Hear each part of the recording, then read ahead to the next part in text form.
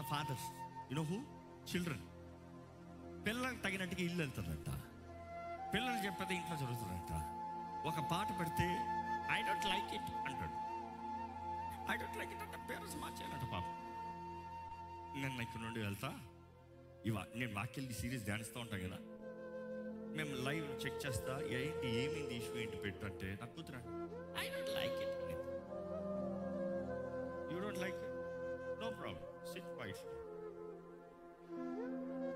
I want, we want. 2 నిమిషాలు కూర్చోండి. దాని తర్వాత చెప్పట్లేదు. ఎక్కడి నుంచి వచ్చింది అమ్మా ఇది? ఇప్పుడు అన్నా ఐ డోంట్ లైక్ ఇట్ అన్నా అంటే పెట్టిన వెంటనే నీకు నచ్చేయాలి లేకపోతే మార్చేయాలి, అంతా నీవు అనుకున్నట్టు. If you don't like it be quiet, sit, it's okay. You don't like it, it's okay. నువ్వు అనుకుంటే అన్ని నీకు నచ్చినే కాదు, ఇంట్లో అందరూ ఉన్నారు, ఇక్కడ 6 ఉండమ్మో, అందరికీ సెట్ అవ్వాలి. You see many times the childrens opinion is the house rule. ఈరోజు కూడా తల్లిదండ్రులకి ఈ తరం ముఖ్యంగా ఎలాగైపోయిందంటే they rule the house, the children rule the house. ఏం చేద్దాం అనుకుంటాం? ఈ కల్చర్ తగినట్టు ఉన్నారండి వీరు, ఈ ట్రెండ్ తగినట్టు ఉన్నారండి, ఈ కాలం తగినట్టు ఉన్నారండి. కాలము సమయము మారినా దేవుని వాక్కు మారదు, ఆయన వాక్కు నియమాలు మారవు. నమ్మేవారు హల్లెలూయా చెప్దామా?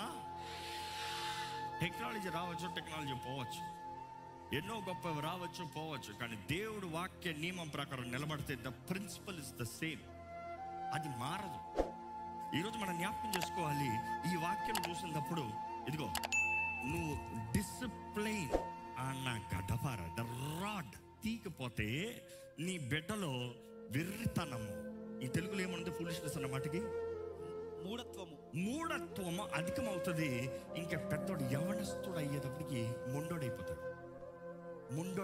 ఎవడి మాట విండు, ఎవడిని గౌరవించు, గౌరవం అనేది ఉండదు. అసలు చిన్నప్పటి నుండి మొండితనం ఎర్రితనాన్ని అధికం చేస్తే పెద్దోడైన తర్వాత నిన్ను ఏమాత్రం లెక్క చేస్తాడా? చేయడు. He will not even consider calculate you at any cost. తన స్వార్థానికే ఉంటాడు.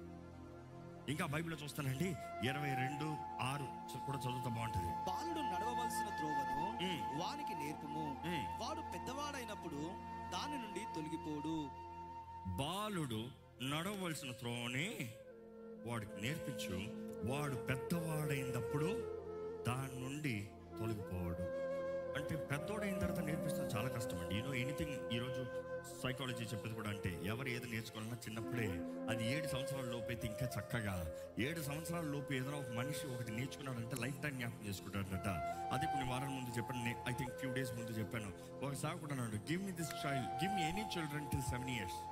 7 years వరకు నా దగ్గర పెరగనే. 7 years నా దగ్గర పెరిగిన తర్వాత ప్రపంచంలో ఎక్కడైనా విడిచిపెట్టి, ప్రపంచంలో ఎక్కడికైనా తీసుకుని, ప్రపంచంలో ఏ పరిస్థితుల్లో పెట్టి 7 సంవత్సరాలు నా దగ్గర పెరిగితే చాలు, వాడు నడవాల్సిన వాడు నేర్పిస్తాను.